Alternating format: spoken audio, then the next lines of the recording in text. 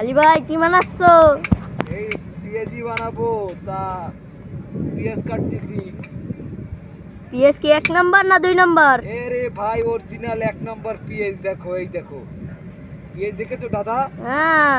দাদা পেঁয়াজ দেখো, এই যে দাদা কাঁচা লঙ্কা দেখেছো? কাঁচা লঙ্কা কি 1 নাম্বার না 2 নাম্বার? 1 নম্বর 1 নম্বর। তোমার আলী ভাই 1 নম্বর মাল গেছে। এই ধনিয়া পাতা সব 1 নম্বর জিনিস, দেখেছো? হ্যাঁ, এটা কি পরিষ্কার পানি দিয়ে ধোয়া নাকি খারাপ পানি? এটা সাবমার্সেল পানি দিয়ে ধোয়া দাদা, বুঝেছো? সাবমার্সেল। সাবমার্সেলটা কোথায়?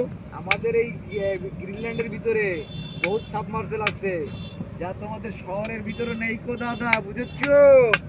হ্যাঁ, এই যে সেই ভাইরাল আলী ভাইয়ের দোকান।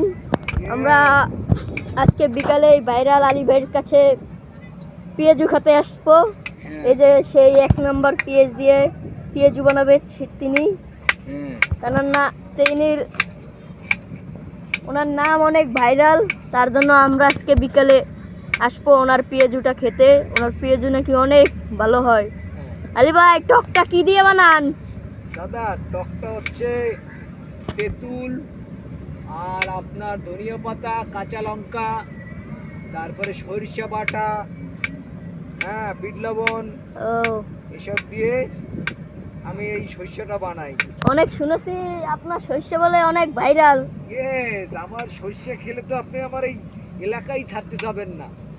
তাই নাকি? তাইলে তো একদিন খাওয়াই লাগে, আজকে বিকালে তাইলে খাবো। পিরিচ চাটবেন আর খালি সরিষা খাবেন, বুঝছেন? হ্যাঁ। আমার খাবারের ফ্লেভারটাই সরিষা থেকে আসে। আপনি বলে শুনছি আপনি বলে এই টকটা নাকি দিয়ে দেবেন। এখন অনেক কাস্টমার আমাকে রিকোয়েস্ট করতেছে যে তেঁতুল টক খাওয়ার জন্য, বা শিরার টক। শিরার টক খেয়েছেন? মিষ্টির শিরার টক দাদা, বুঝছেন? হ্যাঁ, বুঝলাম। এখন ওই মিষ্টির শিরার টক খেতে চাচ্ছে। তা আমি তো এই গরমে সময় দিতে পারতেছি না, কারণ এইসব জিনিস আমি আমার নিজের হাতে তৈরি করি, বুঝেছেন?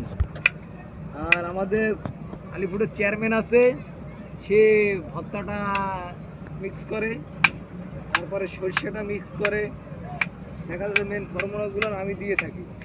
ও, এখন ওই যে টকটা আপনারা অনুরোধ করতেছেন, ওটা তো আমার করা লাগবে। আমি আগে করে দেখবো ওটার রেজাল্ট কি আসে, মার্কেটে ওটা খাওয়ানো যাবে কি না, তাহলে ওটা আমি তৈরি করবো। বুঝতে পেরেছেন দাদা? হ্যাঁ দাদা।